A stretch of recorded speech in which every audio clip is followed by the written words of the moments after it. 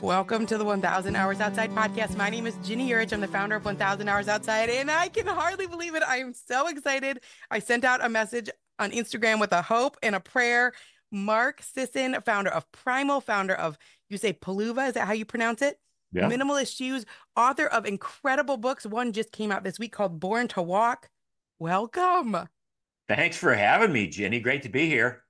I love this book, Born to Walk. I love what you're doing. And I know you sold Primal, but we're trying to move away from I read this book called Dark Calories by Dr. Kate Shanahan, and I know you talk about her in your book.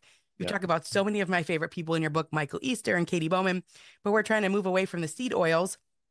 And so I'm so glad. I'm glad you made the Primal. It's such a great swap. And the shoe thing is such a big deal because obviously people are having injuries and we're just trying to be more solid on our feet. And so we're going to talk about that. But this Born to Walk book, The Broken Promises of the Running Boom and How to Slow Down and Get Healthy One Step at a Time. I took 13 pages of notes from it. It is a jaw-dropping one. I Thank didn't know you. so many of this stuff. I didn't know so Mhm. much of it. I had no idea. And Well, so, there's so many common misconceptions about fitness and what it takes to get fit and all of the things that we think we have to do. So, anyway, go ahead. yeah, well, what a blessing because I hate to run. So I was like, this is great. My whole life, I've hated to run. It hurts the inside of my teeth, which I've never said before. And I don't know if that means there's something like significantly wrong with my molars, but like even in elementary school, you'd have to do that run. And we had this huge field behind our school, and you would have to like run the fence line, and that was the mile.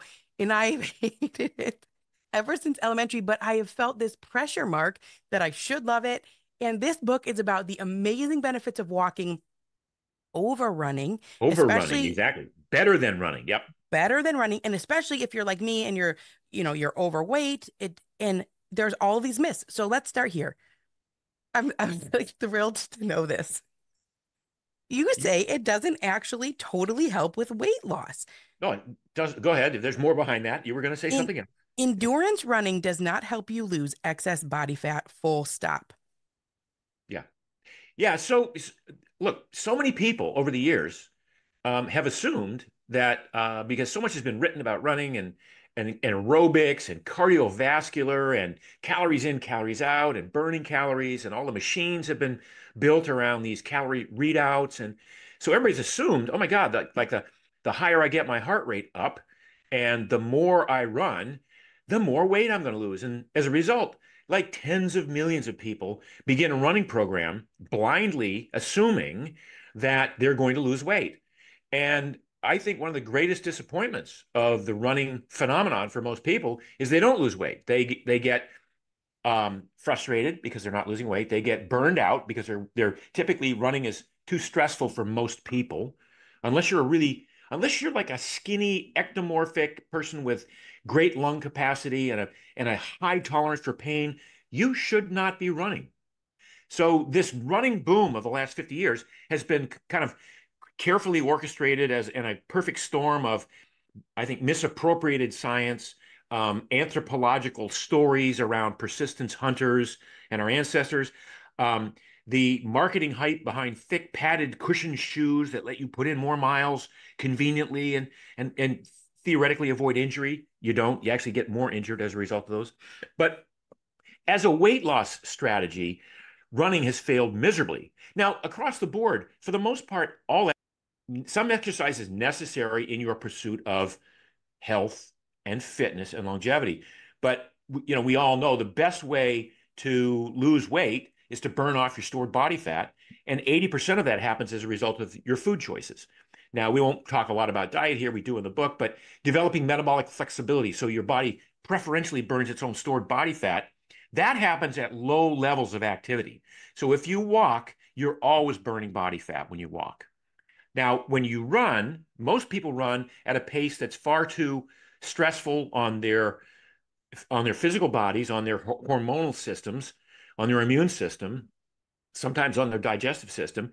And what happens is people run and they get back from their 40-minute run or whatever it is, and they're all sweaty and they feel valuable, like I just hurt myself for 40 minutes and I broke through the wall and I did all this. But what they've done is they burned off stored muscle glycogen, and that's the body's fuel for high performance activity.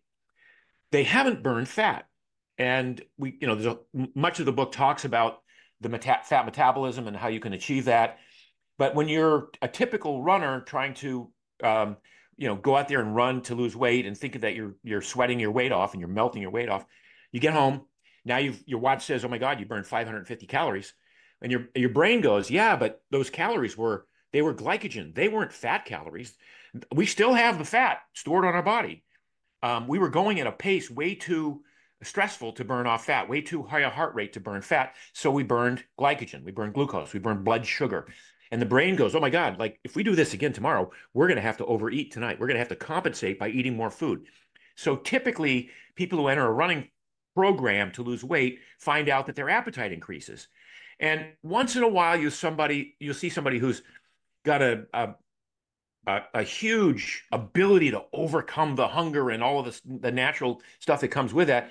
Few and far between. Most people over the years, and you see this in the running community, like if you go to the starting line of a major marathon, yeah, the front row, the first 150, 300 people, they're skinny, they're trained, they probably should be running. That's probably appropriate for them. Most of the people in the back of the pack still have 10 pounds or 20 pounds to lose or 40 or 50, and they entered this event thinking it was going to transform their lives. Well, as a mental accomplishment, God bless you, that's great, you did a marathon. But what did it do for your body? If you didn't alter your body composition because you were always breaking down and running at too high a pace for your fitness level, and that's the issue with most people, they run at too high a pace. Now, I'm suggesting, yeah, cardiovascular training is a very important thing, but we hear about now zone 2. You talk about zone 1 and zone 2 heart rates. Peter Attia talks about it in his book, Outlive, and all of Huberman and Galpin and all the people talk about zone 1 and zone 2. Most people, when they start to run, are already in zone 3 with their heart rate. So if you can maintain zone 2 and below in 85% of your training, you will burn mostly fat. You will develop extra little fat burning powerhouses. You'll build more of these mitochondria that where the fat in your body actually burns. You'll develop more capillaries to feed those mitochondria. Again, staying at this, what we call the fat max heart rate. So for most people, that's just a walking pace. And it might be a brisk walking pace. It might be 14 minutes a mile, it might be 16 minutes a mile, but most people would exceed their heart rate just breaking into a jog. So this makes walking a much more attractive way to develop aerobic capacity and we can get into all of the other benefits, the way it benefits your feet and the kinetic chain. 50% of people who claim to be runners get injured every year. And at any point in time, 25% of everybody who claims to be a runner is injured right this minute. I mean, the NFL does not have that kind of injury rate. So why would you do something that is catabolic, that tears down muscle tissue and preserves fat, bizarrely, it courts injury, that suppresses your immune system? Because when you train at this higher heart rate, because you're running instead of walking, you produce cortisol. And I think many of your listeners have heard about cortisol, and it's a sort of a necessary stress hormone. But if you secrete it a lot every day, in this case, because of running too much, too hard, it becomes a chronic problem. It promotes weight gain. It promotes visceral fat, that belly fat that's so dangerous. It promotes the breakdown of muscle tissue. It does all the things that we don't want from a training program. So Born to Walk looks at, it first of all assumes that everybody wants to be strong and lean and fit and healthy and happy and enjoy their workouts and be productive in their lives, versus the assumption everybody has about exercise. Well, I got to struggle, I got to suffer, I have to sacrifice, it has to hurt, no pain, no gain. If I didn't feel beat up after the workout, it probably wasn't a good enough one. It wasn't valuable.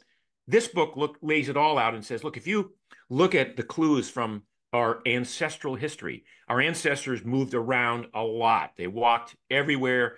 They did not run. To think that our ancestors might one day go, hey, there's nothing going on this afternoon. Let's go for a 5 mile jog across the plains of Africa. No. Now, people will say, well, but wait, our ancestors were hunters. They were persistence hunters, which was the basis of a book called Born to Run, which came out about 15 years ago. Well, persistence hunters, again, they weren't running 7 minute miles chasing an antelope. They were crouching and hiding and walking and jogging and sprinting a little bit and then resting and hiding and tracking and sniffing and doing all these things over 2 hours to track a beast to the point where when they finally, cornered the beast, they could jab a spear in it and Right, voila. but yeah, they're not chasing an antelope. You can't Yeah, chase an antelope. You're not fast enough. Yeah, so yeah, that yeah, makes a ton of sense. It's yeah. more about So the crouching and the hiding. yeah, exactly. And it's about over time, over 2 hours. Now the antelope is frantically running from here to there. And our ancestral persistence hunters are smart and they're going, okay, yeah, we can run for 4 minutes to catch up to where he was, but then we can rest and watch and wait. And anyway, so the point is our ancestors did not run, you know, when they didn't have to and they didn't run daily. They didn't run like metronomically, boom, boom, boom, boom, single space. It was changing direction. They were barefoot, so they had, good stride pattern. They had a well-developed gait, so they weren't heel striking down a pavement road. So this whole concept of born to run has been misappropriated by the running community and then by the shoe manufacturing community to suggest that we'd all be better off running. And I'm here to say that those ancestors were able to run because they walked a lot, they lifted heavy things, they lifted boulders and babies and lugged logs and built shelters and climbed trees and did all of the body work stuff that we now go to the gym to do. And they sprinted once in a while. And I'm clear that sprinting is an integral part of human movement. In fact, the title of the book originally was going to be Born to Walk, and then in parentheses, and sprint a little once in a while, but not born to run metronomically for an hour at a time, 5 days a week, and then wonder why you're getting injured. I'll stop right there. I'm rambling on, Jenny. I'm No, it's sorry. good. I It's get so excited good. about this. Yeah. Uh, I think it's such a like you read the book and you're like so hopeful because I'm a mom. I've got 5 kids, and a lot of people that listen in are moms. And I like to walk. And I could walk with any age child. I could put them in a pack, which is like rucking. I could put them in a stroller. I could walk with my kids as they get older. I could walk and talk on the phone to a friend. I could walk and listen to an audiobook. But I so often choose not to because it doesn't feel enough. Mm, And so this that's book is yeah. very powerful. That's a great acknowledgement that many people assume that because they can't run and they can walk, but since they assume that walking is not even close to running in its value as an exercise, that it's not even worth walking. It's not even worth going out the door. When in fact, walking is the quintessential human movement. The more you can find time to walk throughout the day, the better it is for you. So it's not about even just finding like, do I have an hour a day to walk? Many people don't have an hour to walk. Most do, and I do, and I love it. But those who don't, take heart, take note that 5-10 minute walks is probably better spread throughout the day than one 50-minute walk because you're moving your body. Your body is designed to move. So this isn't about burning calories, right? This is about movement. Your body wants to move.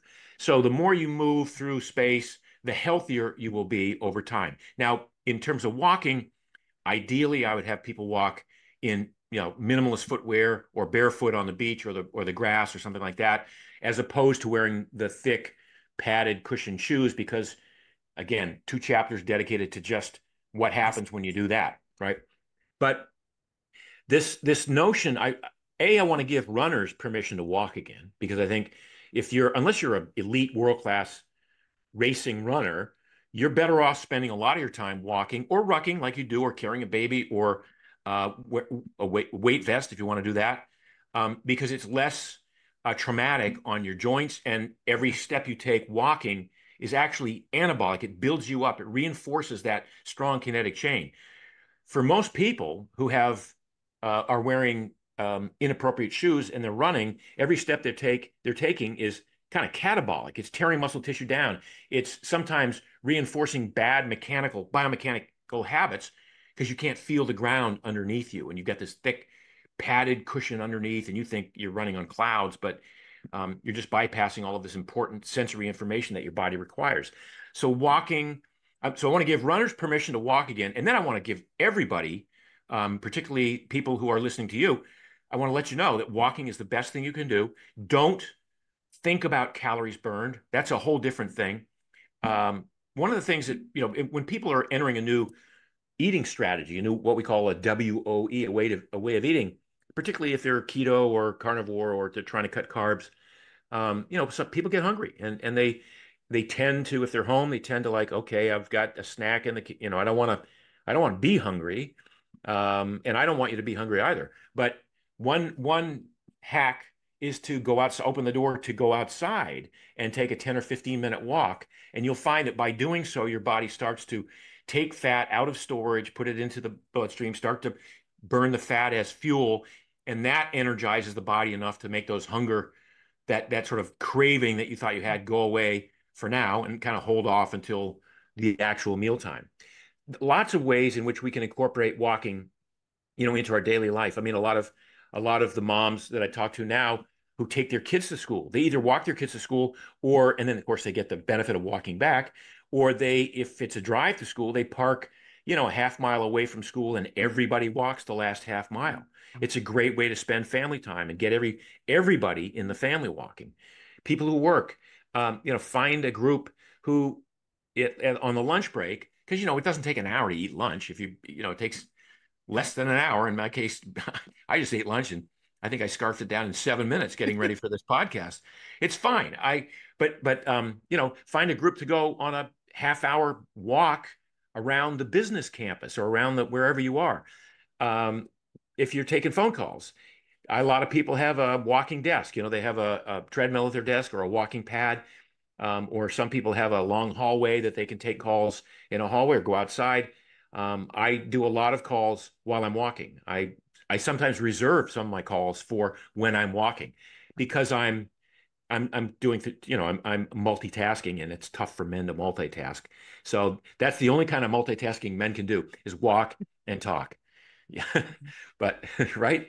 So lots of ways to do this. Now, yes, I want you to go to the gym twice a week and lift heavy things. I want you to do 2 good high intensity weight training sessions a week, but not 4, not 7, 2. Yes, I want you to find a way to sprint once a week. Sprinting doesn't mean going to the track and running, 100-meter dashes with your spikes on. Sprinting is anything that gets your heart rate up. That's an all-out effort. So it could be on the treadmill in the gym. It could be on the elliptical in the gym. It could be on the rowing machine. It could be on the assault bike. It could be on the rope pull machine. It could be jumping rope.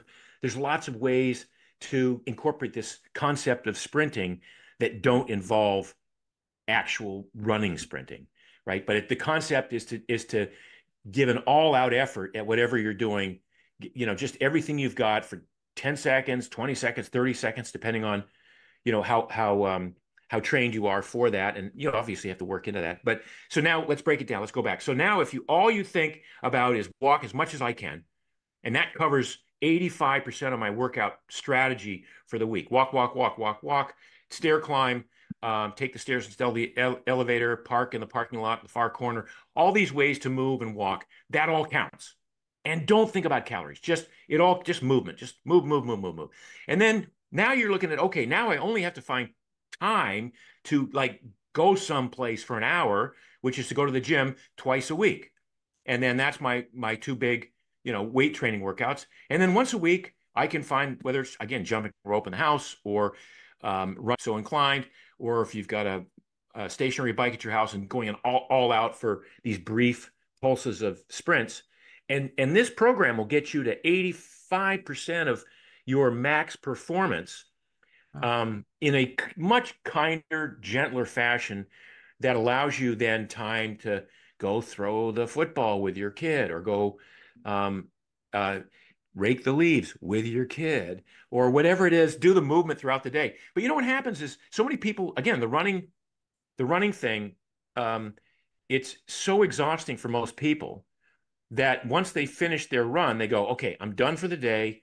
I don't have to move for the rest of the day. I compressed all of that movement into that one run. I burned off all those calories. Yeah, I'm hungry and I've overeaten and I'm going to do it again tomorrow, but I don't have to do anything else for the rest of the day that involves movement.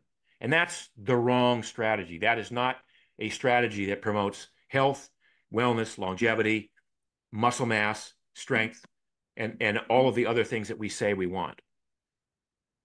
I have spent decades of my life feeling like I'm coming up short. So I'm going to get emotional. I think the book is really powerful because it it changes your whole view of like what's worthy. And I just think like what a wonderful thing, Mark. Like what an incredible book to put out into the world and to combat those myths. You wrote, gosh, I've got so many notes. You wrote, if you are over fat or unhealthy in any way, you most certainly should be walking, not running. Sorry, this is not up for debate. So just like what a thing that it changes my whole view of walking. The book changed my whole view of walking. Even though I already like to walk and I know about walking and I've read Katie Bowman stuff, but I always felt like it was like the second rate choice to running. And so, I mean, it's really a phenomenal book. You clear up the myths and then you spend chapter after chapter talking about the benefits of walking, how it's good for obviously for our immune system and it's good for our brain and it's good for depression and it's good for fat metabolism.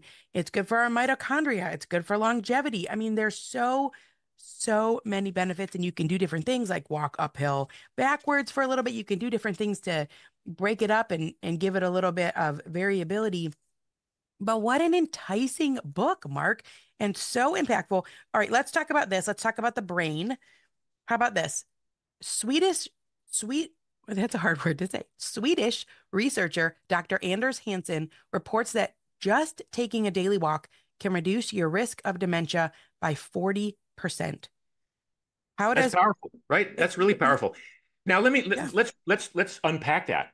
Um, so the first part of this is dementia, is a late onset disease. So it happens to people as they get older and older. Now it's happening earlier and earlier, but typically, it's in your 70s and 80s that it really starts to impact.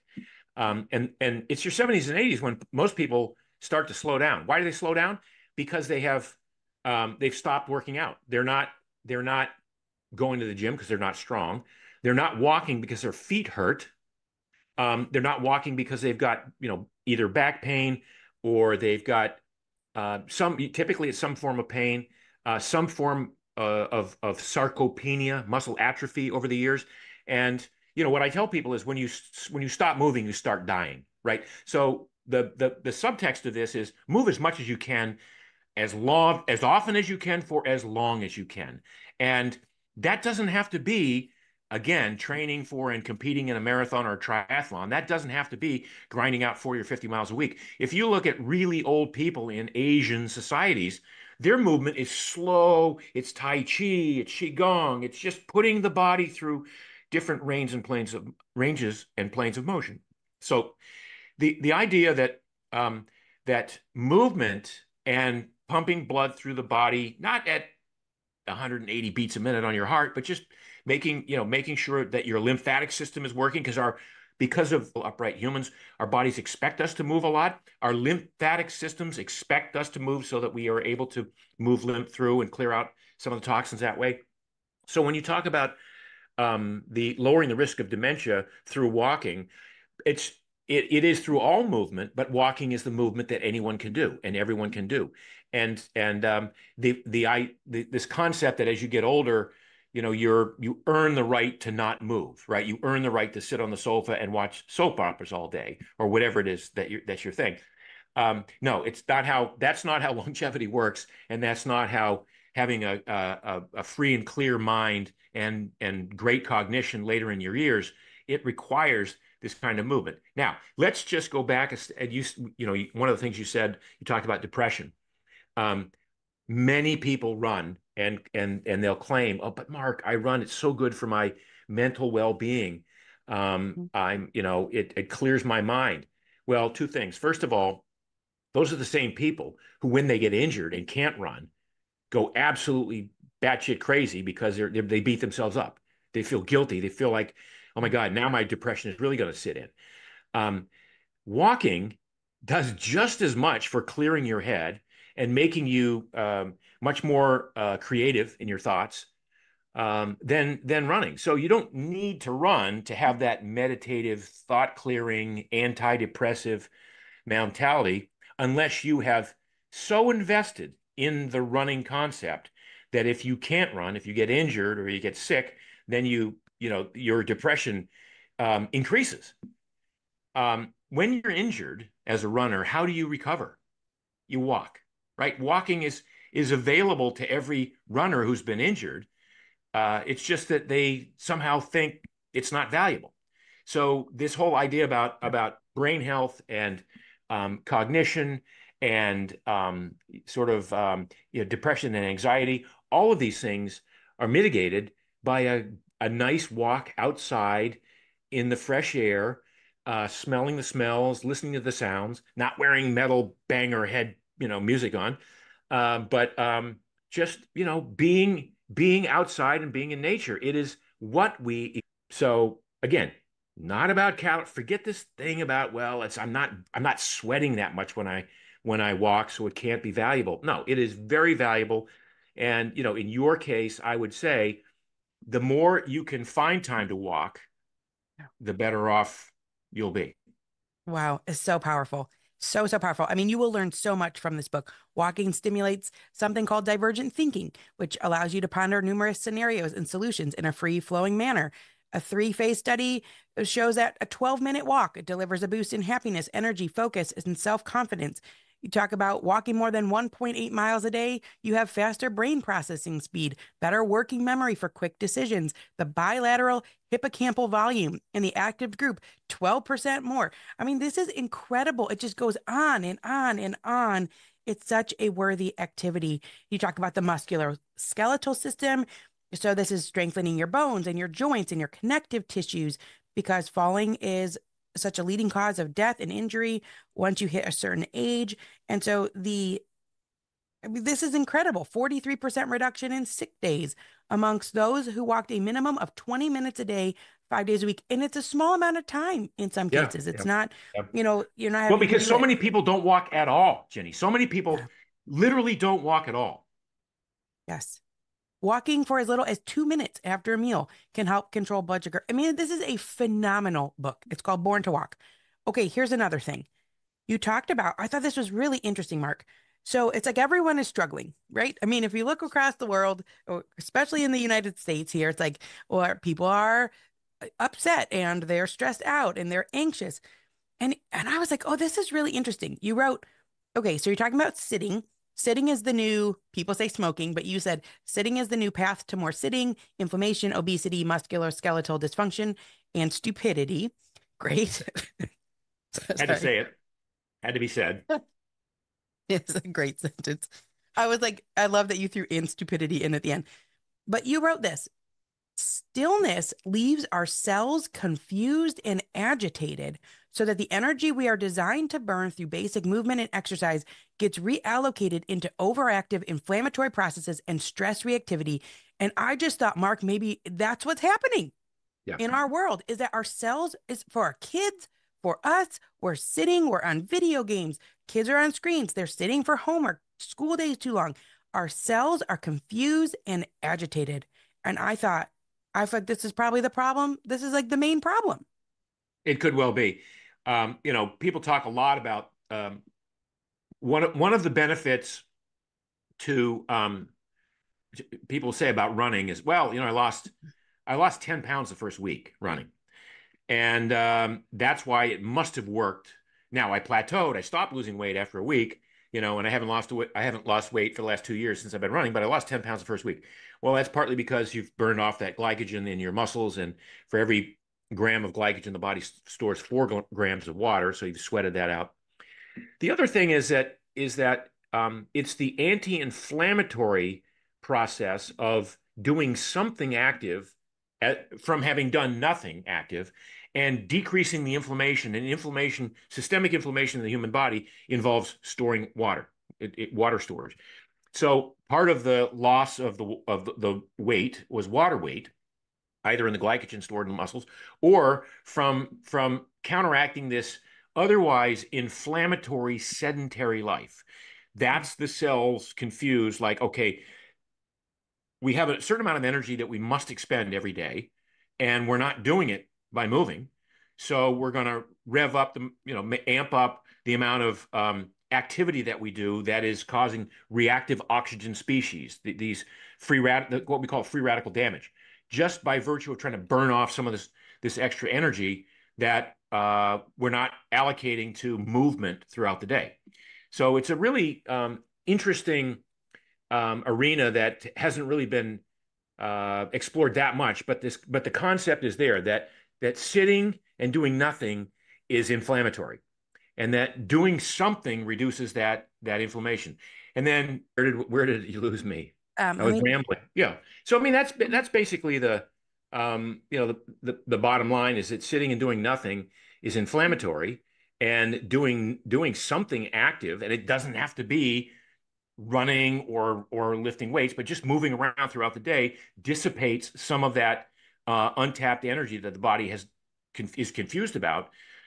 Sitting is inflammatory, and it creates these reactive oxygen species, this free radical damage that then manifests itself as increase in sickness, in illness, metabolic disease like type 2 diabetes, cancer, heart disease, all the diseases of civilization that we talk about. They're all rooted in inflammation. So those things that we can do to decrease inflammation are going to benefit us in the short term. We won't get sick today. And then in the long term, we probably won't get sick tomorrow. Wow. I mean, you just look at the kids, right, Mark? It's like, the increase in all the sorts of different drugs that kids need, and they're just like struggling. Kids are struggling. And to say sitting leaves our cells confused and agitated. Like, oh, and you even talk about how for adults, the average Westerner working in an office environment sits for some 13 hours a day, including commuting, working, and leisure time, sleeps for 8 hours, and moves only for 3. So much interesting information in here. Sitting for just 20 minutes has been shown to generate a significant decrease in glucose tolerance and an increase in insulin resistance. Even brief breaks from prolonged periods of stillness can deliver huge metabolic, hormonal, and cognitive benefits. This means getting up and moving for just a minute or two every 20 minutes of deep cognitive focus in front of a screen will help you. Ideally outdoors in the sunlight, fresh air, and open space. You talk a lot about getting outside in nature. You're 71. Yeah. I feel like everyone should listen to everyone who's 71, right? Like, I mean, you're like, what do Yeah. you have to say about life? Yeah. And your experience was that you were that kind of runner, that you were doing that, and you regret it. That there were some good parts about it, but you wrote, oh my gosh, Mark, with all these notes here, because the book is so good. I want to find it because it says you would say, where is it? You're going to learn so much from this book. Okay. You were going to qualify for the United States Olympic team trials. That was your goal. I Yeah. deferred plans for medical school to move across the country so I could train for a marathon and eventually qualify for the United States Olympic team trials. At my peak, I ran more than 100 miles a week for nearly a decade. So this was the life that you live. You were a competitor, you marathons, Ironman triathlons, and you said, I have tons of regret and frustration about my journey as a marathon runner and Ironman triathlete. I have not run more than a mile in more than 30 years, but you look fantastic. Well, thank you. So one of I'm a great example of the fact that running is catabolic, that it tears muscle tissue down. So I raced, I'm 5'10". I raced at 140 pounds, and I weigh 172 now, and I'm the same body fat that I was when I raced at 140 pounds. So I carry probably 20 more pounds of muscle. I mean, some of that's bone density. Some of that is a little bit of extra fat to accompany the percentage of body fat. Hmm. But the point is, when I ran a lot, I lifted weights. I was an early adopter of, like, you got to get in and do the weight training and do all this, but I couldn't keep any muscle mass on. Running is catabolic. It ate up the muscle tissue that I was building. Now the irony is, I would have been a better runner if I'd weighed 130, because some of my contemporaries were in that 130, 5'10", 5'11", 130-pound category. And for a man, That's that's got to like be, I mean, that's so tiny. skinny Yeah, to yeah. be It's 5'10" and 130 pounds. yeah. I think Frank Shorter won the gold medal at the Munich games in 1972 in the marathon, and he was 5'11" and 132 pounds or something like that. Yeah. At And any that's what rate, you're saying. There's a yeah, certain body type. yeah, And that's, I think, the tricky part is like you do see people that are running and they are right, very thin, but this is like a small, it's a smidgen of society that like their right. body is built for that. But for the most of us, it's not. And they've chosen to do that. Look, when I started running in the late 60s and early 70s, the only people who ran were runners. Now, let me sort of explain that. There was because before there were any books on aerobics and cardiovascular health, like Dr. Ken Cooper wrote the book Aerobics in 1968, which indicated that somehow that when you got your heart rate up over a period of time, that it gave you cardiovascular strength that endowed you with some form of longevity. And people read that to mean, okay, the more I run, the longer I'll live.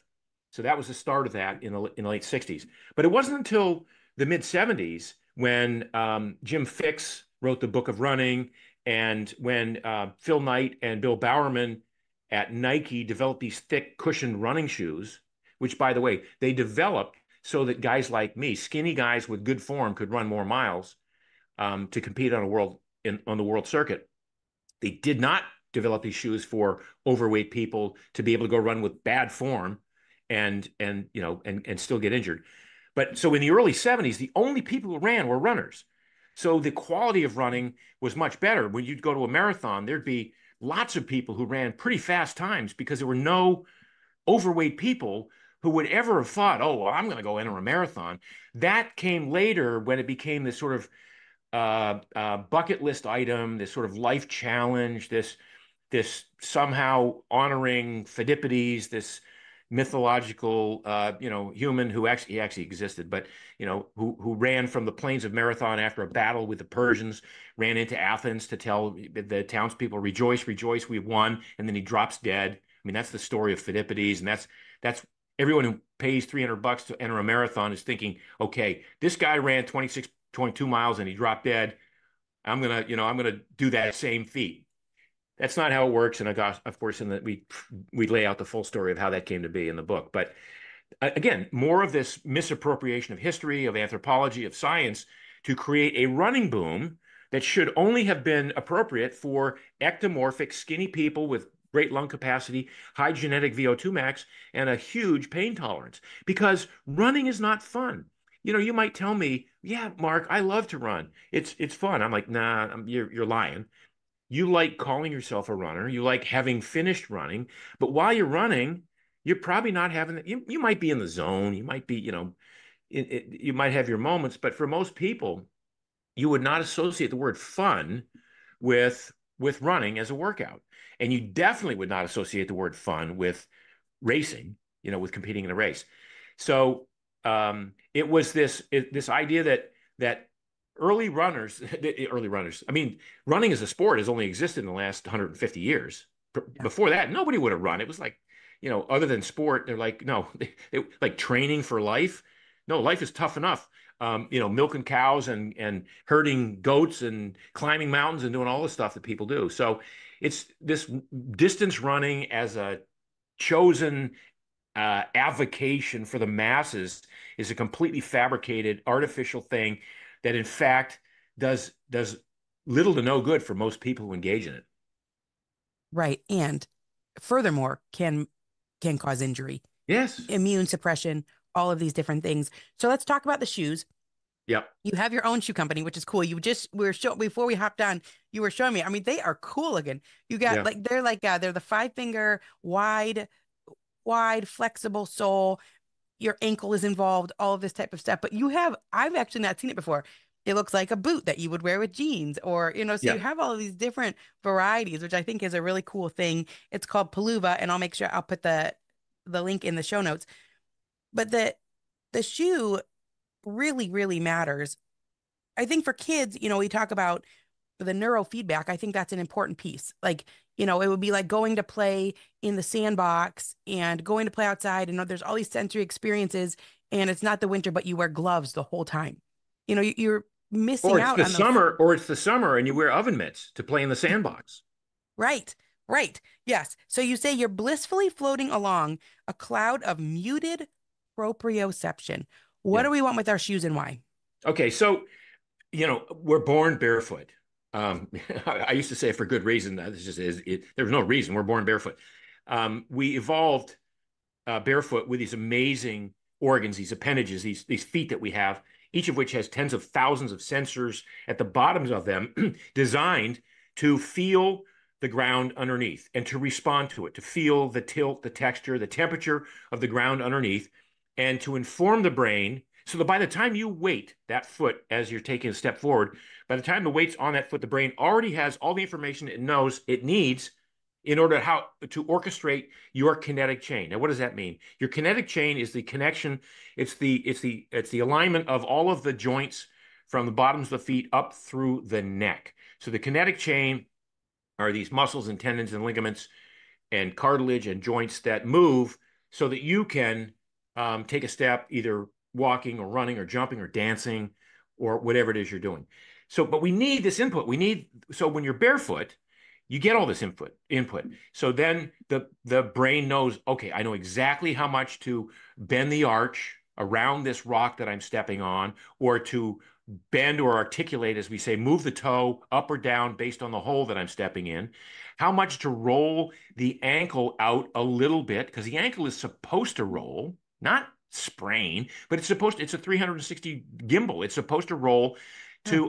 so that the knee doesn't take all of the stress and the torque of a sideways step, of stepping on a slanted hill or misstepping on a rock. So if the brain has all this information, then all of these important integral parts work to offset the load, to offset the impact trauma, as we would say, of that footfall. And they work beautifully. So again, the toes bend, the arch scrunches, the ankle rolls, the knee bends a little bit, and depending on how much roll there is, the knee might bend, dip a little bit more. The hip rotates a little bit, and all of this is a beautiful orchestration of this kinetic chain that requires the input from the bottoms of the feet. So you'll notice that if you are running down a sidewalk barefoot, you have perfect form because you know it's hard. You know that there's little pieces of rock or thing that you're going to step on, and every time you land with a perfect gait. You land with a midfoot. You don't heel strike. You don't land on your heel and roll off when you're running down a sidewalk. Or when you get on grass and you take your shoes off and get on grass. By the way, there's a reason that when you take your shoes off on grass, you automatically smile, right? Because it feels so right. Now imagine sprinting across a football field that has a couple of gopher holes in it. Well, if you have soccer cleats on and your feet are bound and you're sprinting across, you step in that hole, you might twist an ankle. You might literally rotate an ankle. But if you are barefoot, your brain immediately feels the change in the tilt and accommodates all of that. So ideally, we would be barefoot, but it's a wholly impractical for everybody. Look, we built this world around us that is concrete and pavement and hardwood floors and tile floors and marble floors and cobblestones and all this other stuff. So the next best thing is to emulate the idea of going barefoot with a shoe that allows for ground feel. So it's thin enough that you can feel the texture underneath, whether it's cobblestones or a crack in the sidewalk or a rock that you're stepping on. And it's wide enough so that your toes splay outwardly and they can move individually, which is why it's so important, I think, to have a five-toed shoe, a glove, if you will, for the feet. It's flat, so there's no drop from the heel to the midfoot or the toe. It's flat because you want a shoe to be flat. You don't want high heels. And by the way, don't stop wearing your high heels, Jenny. They look great. But when you're not wearing high heels, when you're not going out on the town, you want that calf muscle to be fully elongated, and so you don't want to wear shoes that raise your heel up an inch or an inch and a half above the rest of your foot. So you want a wide wide, thin, flat, and then flexible. You want the shoe to be flexible enough to accommodate that cobblestone, or you want to feel everything you walk on, and it should feel good.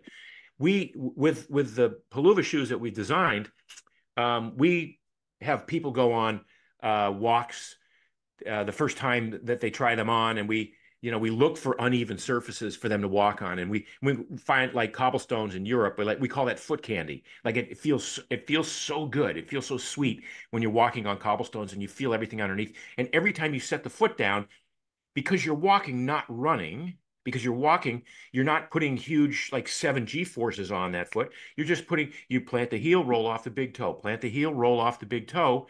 And over time, it relaxes, it realigns, and it strengthens the small muscles of the feet, which then contribute to this more balanced uh, kinetic chain that we all seek. What a book, Mark. What a book. I mean, you will learn so, so much. You even talked about like that, these shoes, they give you a false sense of security if it's one of the ones that's cushioned.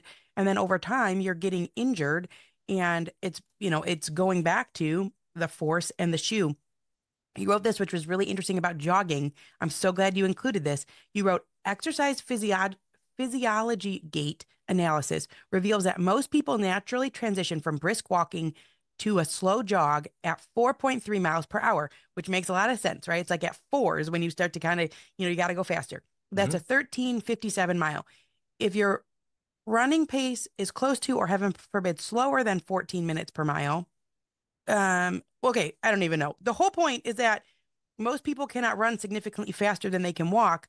So just don't do it. Yeah, Like, exactly. it's like it's just a little faster. So if you're like, okay, I'm going to jog instead of walk, you're only going a little teeny bit A faster. little teeny bit faster for most people, and almost nobody can run even twice as fast as they can walk. People say, "Oh yeah, I can run twice as fast as I can walk." No, most people, they might be running 10-minute miles, and I'm guaranteeing you can walk a 14-minute mile or a 13-minute mile. So the difference is so insignificant.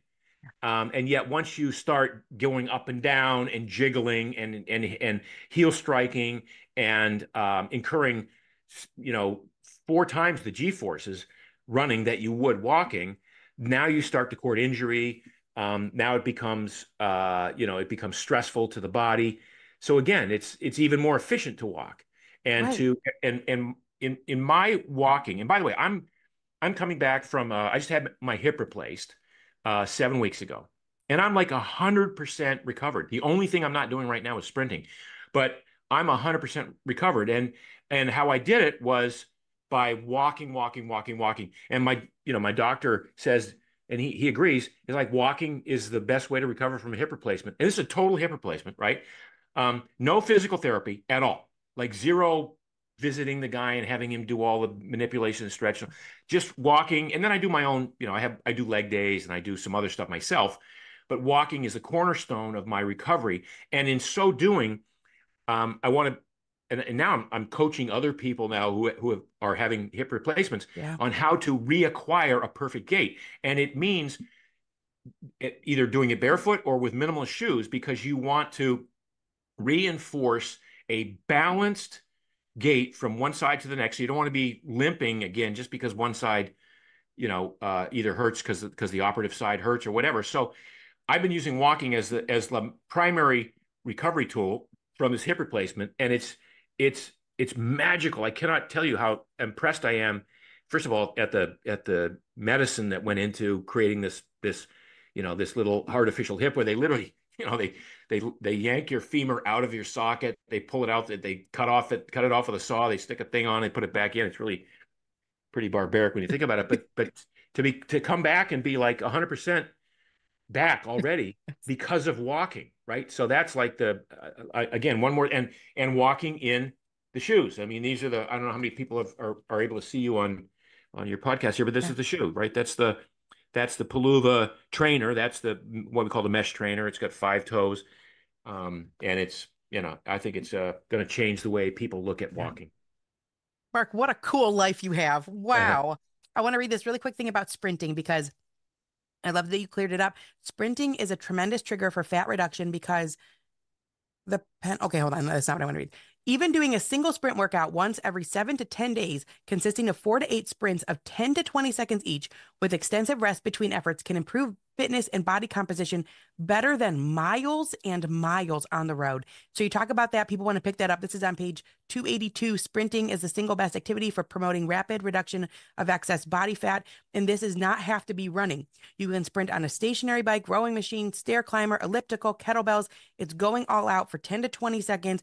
And then your recovery, it's a 6-to-1 ratio. So I just thought that was fantastic. There's also information in here about play. We're running out of time, but if this is a whole group of people that are trying to play more and get outside more. And so you talk about play and how it helps with cognition, play ideally in nature, spontaneous and unstructured. And this is just going to help out the quality of your life so much. You play ultimate frisbee, which I haven't played since high school, but I loved it. I loved ultimate frisbee. So I loved just reading about that. Mark, this is such an honor. You created Primal and you have written all these books and you have your shoe line and you came Yeah. on our podcast. I am just honored and thrilled. Born to Walk, a life-changing book. Mark, we always end our show with the same question. What's a favorite memory from your childhood that was outside? Oh, very interesting. A favorite memory that was outside. Um, I would say building I was thinking about this the other day. I went to a YMCA day camp in the summer. And I remembered I was focusing on when we built our camp, our fort, for the next 2 weeks. We had to start from scratch and build a fort. And that was one of my great childhood memories, was all of the hatchets and all the stuff that we had to employ as like 8, 9-year-old kids to build this structure that we were going to use as an assembly point for the next 2 weeks that we were in that camp session. What an experience. Mark, this has been just the honor of my life. Thank you so much for being here. Oh, my pleasure. You're so sweet. Yeah, it was great talking with you. Keep up the great work that you're doing. Thank you.